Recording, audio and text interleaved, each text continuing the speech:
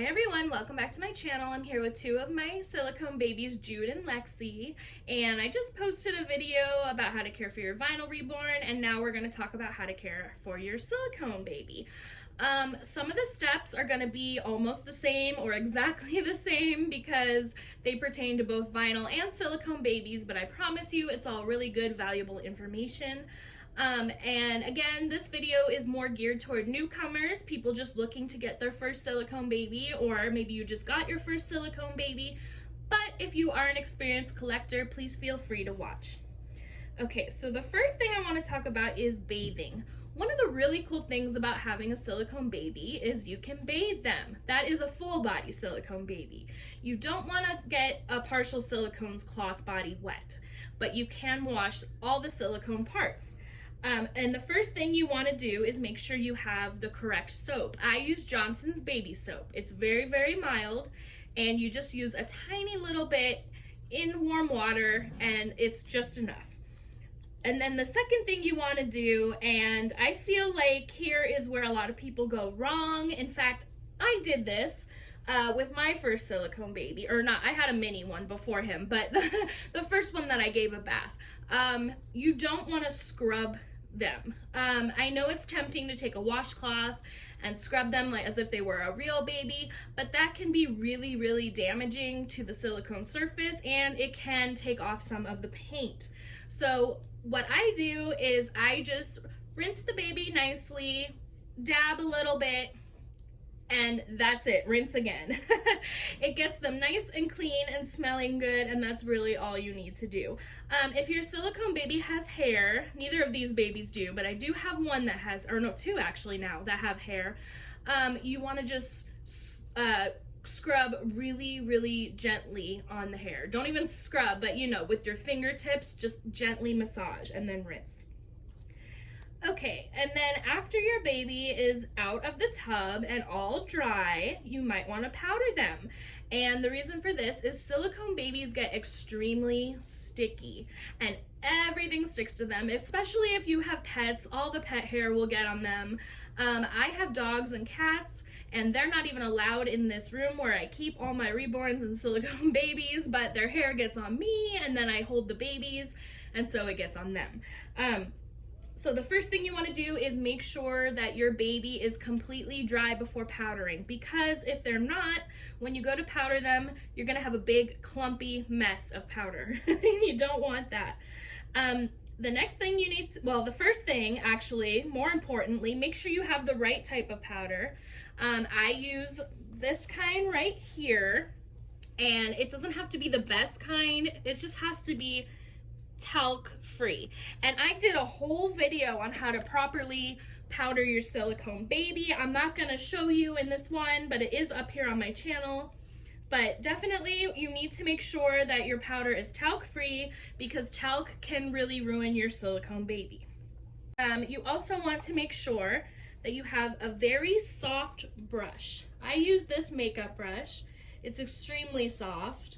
You don't want to get the cheapest brush, as I explained in the powdering video, because all the bristles will fall off and get stuck to your baby, but you don't have to get the most expensive one either. Just make sure it's a relatively decent brush where the bristles are not going to fall off and that it's soft. And then just be really, really careful. Don't pull on your baby's fingers or their toes or any part of them while you're powdering. Okay, and then the next thing is their clothing. I'm extremely careful when I choose my silicone baby's clothes. Occasionally I will find an outfit that has material that's a little bit more rough that I want them to wear, so you just have to take extreme caution when doing that.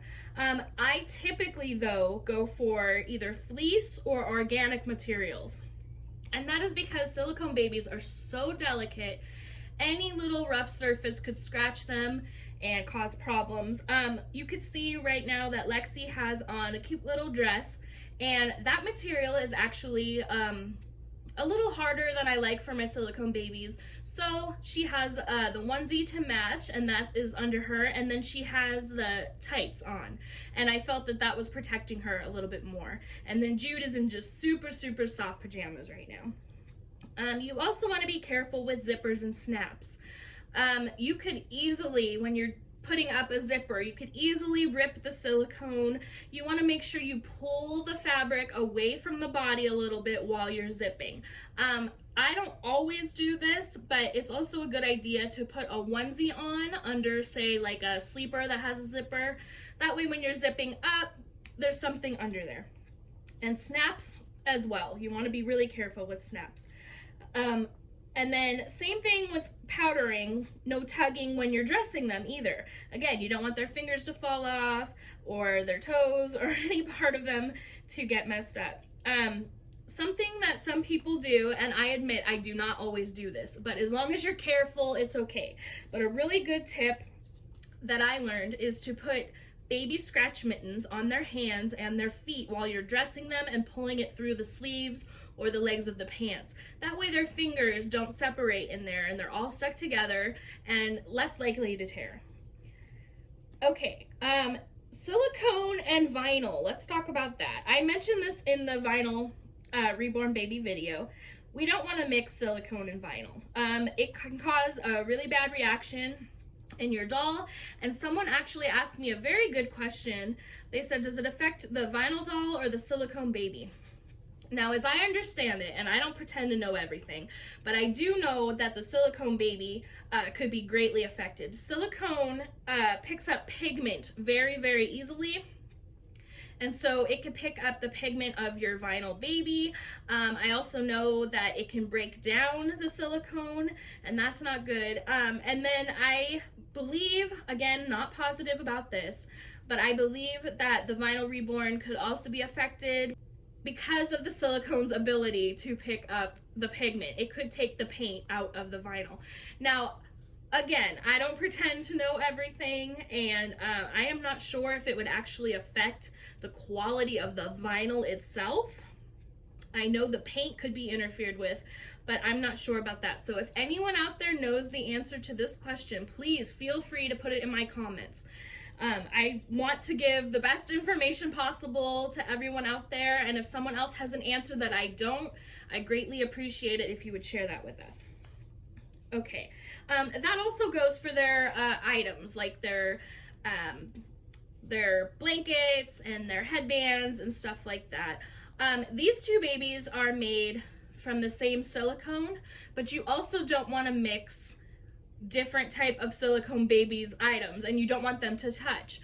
They're okay touching, like I said, they're both made of the same type of silicone, but you can have an interference, like say you have a baby with EcoFlex 10 and one is EcoFlex 20, you don't want them to touch, you don't want their stuff to be shared, unless you wash it really, really good. And then, oh, this is really important. Please be careful when removing a pacifier or a bottle from your silicone baby's mouth. One of the really cool things about having silicone babies is that you can insert pacifiers and bottles. I know there's some vinyl reborns you can do that too, but most silicone babies have this, and it's awesome. You just want to be really, really careful that you're not pulling on the lips too hard, or some of them have tongues. You don't want to mess that up. If you don't want to open your baby's mouth by squeezing on the jaws and you just want to pull the pacifier out, just do it really, really slow. If you notice any type of tearing of any kind, don't do that anymore. I highly recommend those, pinching the baby's jaw, the cheeks, and then pulling the pacifier or the bottle out. Okay, and another thing, you need to be really, really careful where you lay your silicone baby when you're not holding them. You don't want to put them on a hard surface. You want to make sure it's nice and soft and smooth. I've heard of people like putting a cell phone on top of their doll for too long and stuff happening. I don't know. Not so sure about that, but you do need to be careful where you put them. I usually keep these two in a swing and a bouncy seat, and they have buckles on them. So if I'm not gonna buckle my babies, I usually lay a blanket under them so that it's nice and soft. Okay, and just like vinyl babies, silicone babies with hair, you want to be really careful, but you should be even more careful with silicone babies, because when vinyl babies get hair put in, it's sealed underneath inside the head. But silicone babies, they have solid heads and there's no way to do this, so the hair could very easily be pulled out. I have 2 silicone babies with hair. One of them I can't brush at all. It just, and I mean, I was super careful, but it was coming out, so I don't mess with her hair. And then I have another one that I can, but I have to be really careful. So just make sure you're not tugging too tight. They do sell Reborn hair conditioner, and it's good for silicone babies too, and that kind of gets the tangles out, so you don't have to pull. I highly recommend that. But yeah, be very careful when brushing your silicone baby's hair.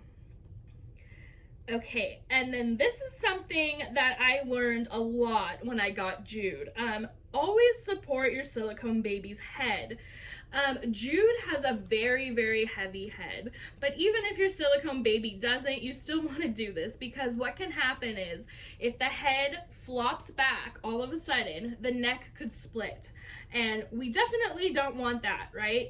Silicone babies, I don't believe they're that easy to fix, and it can be expensive, so always support your silicone baby's head. Okay, and then I mentioned this in the vinyl Reborn baby video too. You have to be really careful around pets.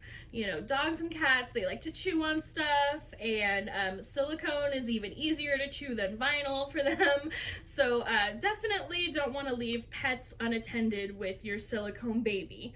And then also, I know there's a lot of people that give silicone babies to their kids or to a child they know, and that is totally up to you. I would never tell anyone, like I mentioned in the vinyl baby video, I would never tell anyone what to do with your doll or your child or whoever you're buying that baby for. I would just strongly advise that you be aware of that child's responsibility level. Are they ready to take care of the silicone baby? Maybe don't keep them unsupervised until you know how they're going to act with the baby, because silicone babies are very expensive and we don't want them to get ruined, right? I have heard stories, and again, I'm sorry if I sound like a broken record. I did mention this in the other video, but I have heard stories of people saying, I'm gonna get my daughter, and that's just an example, a silicone baby. I think she's ready. I think she's good. And then I would see later that the baby got ruined. And I've seen this with vinyl babies too. I mean, it happens a lot. So just want to keep that in mind. Okay, and then another really important thing, keep your silicone baby away from anything that stains. You make these little Reborn milk bottles, and they're filled with water and lotion, and you have to seal them. And I have posted a video on how to seal the top, and you want to do that so that the Reborn milk does not spill on your doll, and that's the same for vinyl babies too. Silicone especially absorbs materials so easily, and it can ruin your baby. It can change the color of them. Really don't want to do that. A lot of silicone babies have the option of a drink or wet, which means you can actually sort of feed them. They have a tube that runs through their mouth and goes out of their diaper area, and it's a really cool option to have. I just highly recommend, again, don't put anything too harsh in there. I've seen people use water and formula. I wouldn't recommend anything else. And if you do want to use formula for your baby, rinse the baby out with water a few times, because that stuff can get stuck in there and then your baby's gonna have mold. I've also heard of just when people use water, it can turn into mold later. So just be really careful when using a drink or wet system. Okay guys, well that's all the tips I have for today. Again, if you know something that I didn't mention, please feel free to write it in the comments and get that information out for everyone to share. And I thank you so much for joining me, and we'll see you next time. Bye!